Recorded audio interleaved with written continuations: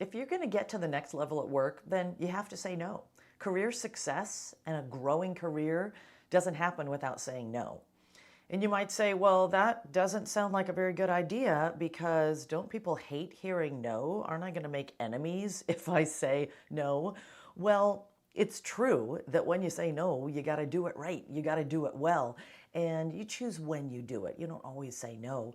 But the point is this, you cannot do everything. If you try to do everything, then you won't do anything well. You have to focus and you have to pare down to the essentials. And that is going to require strategy and that's going to require saying no. So let's look at 3 really important activities that you need to engage in order to grow your career and say no so that you can do that. First, if what you're doing isn't aligned to your goals, then you are wasting your time.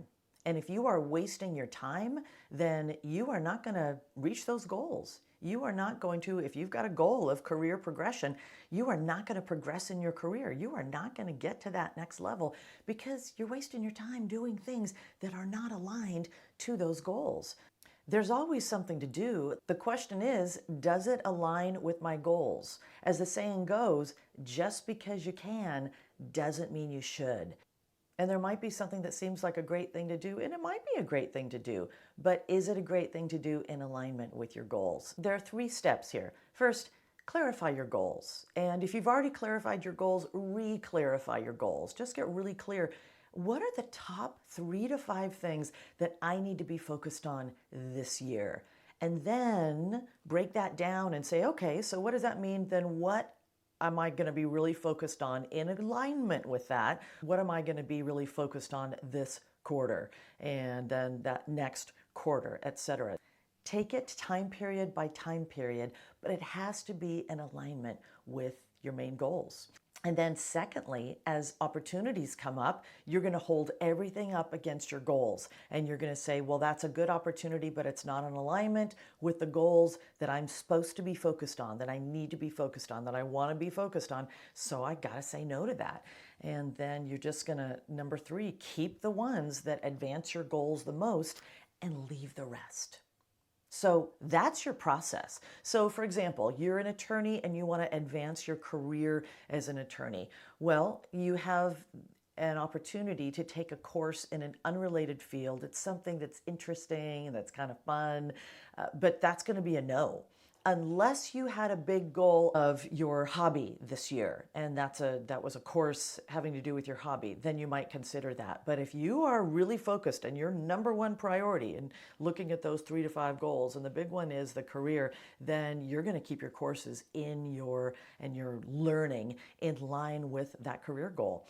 Or let's say your top 3 goals are around career, business, health, and finances. And someone invites you on a 3-week trip to the Himalayas. Well, if there's going to be a lot of good hiking, maybe it's in alignment with your health. But the fact that you really want to grow in your finances probably sounds like an expensive trip, and you want to grow in your career, and that's 3 weeks away, probably going to be a no. And it's not that you won't vacation, you'll probably take shorter trips, but this is the year that you're really more focused on the career and the finances. And there are shorter than 3-week trip ways to work on your health. Or maybe you have 2 big goals around your health and your close relationships. And then an acquaintance invites you to go with them to the farmer's market. And you're probably going to say no because while that seems like it meets that health goal, the close relationship goal be better use of your time to go to the farmer's market with a family member or with a close friend. So think about your goals.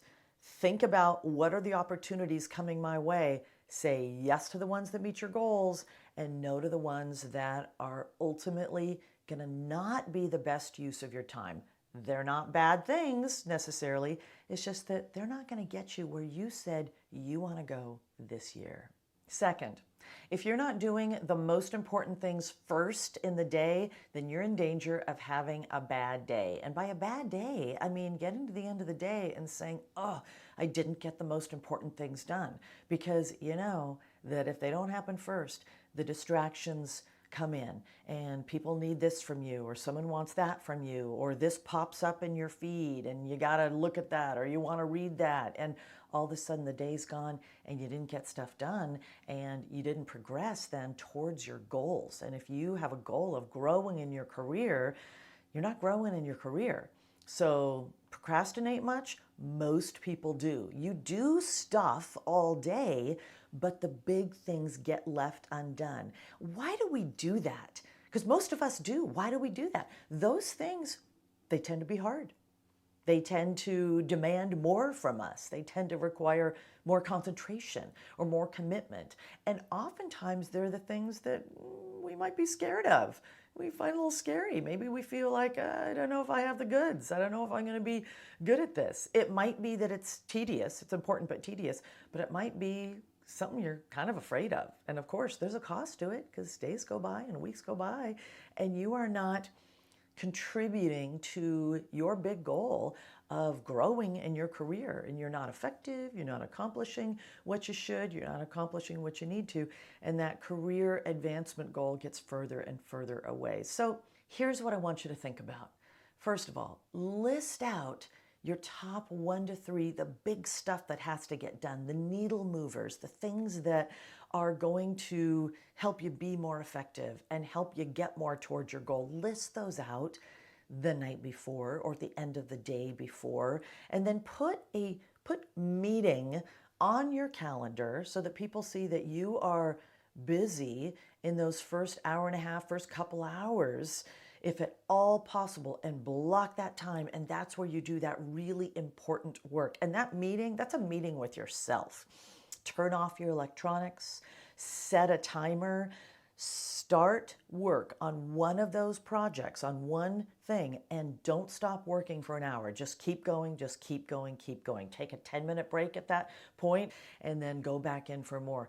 And you may need to arrange this with your team, with your peers, with your boss, but do your best to arrange your day so you can get the big work done first. And big work, again, that's going to move the needle, it's going to make you more successful, and it's going to get you closer then to that goal of being the one that grows in their career, being the one that they want to promote. Third, if you're not saying no, you're not going to be really successful. Warren Buffett said that the difference between successful people and really successful people is that really successful people say no to almost everything. And you get that? He's not saying the difference between successful people and unsuccessful. He's saying you can be successful, but you'll never get to really successful if you're not saying no to almost everything. Just because you can doesn't mean you should. Steve Jobs was famous for this. He turned down so many product ideas that people came to him with. They thought this is going to be the next big thing. But he turned down those things so that he could focus and put resources towards the iPhone and towards the MacBook.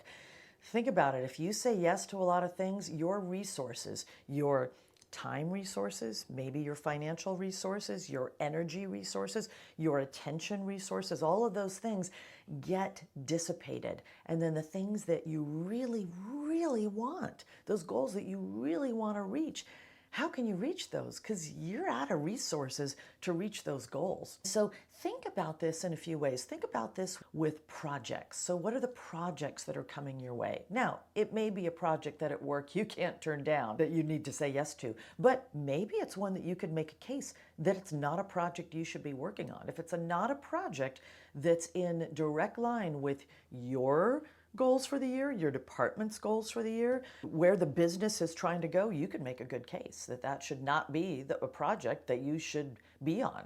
Or you should be on projects, look for the projects that are going to be in direct alignment with growing your goals and with growing your career. So if you can get on those buzzy projects, that's a good thing. And to say no to those projects that aren't worth your while, aren't worth your time. Activities, just what are the things that you do? Is this activity something that you have to do? I work so much with leaders on increasing their delegation, and I mean leaders at all levels. You'd be surprised how really high-level leaders are still doing some of their own admin work that they shouldn't be doing because there's somebody else that's going to give a job to. That's going to free you up to better run the business and to better look for how can you get to your next level of effectiveness, which is only going to cascade down and be good for everyone else. And then people, how do you say no without people just hating you? Well, you always acknowledge and thank them. They asked you for something. Let's say this is something that you can say no to. It's not a mandate that you do. Then you're always going to say thank you. You appreciate that they've thought of you, and then you're going to let them know that you're not able to do that. And you might add the why. You know, the human brain always wants to know why. Why are you not available for this? It's none of their business officially, unless it's your boss. It's officially none of their business. And yet, if you want to, it will strengthen the relationship if you do give them a why. So the why is easy. It's my plate is full with prior commitments. And so then the third, you're going to wish them the best with whatever this is. So when you need to say no, give them the love at the top and the bottom. At the top, you're going to thank them. In the bottom, you're going to wish them the best. And in the middle, you're going to deliver that message, which is you're not able to agree to this or say yes to this at this point. And you might add that why. Your plate's full. You had prior commitments.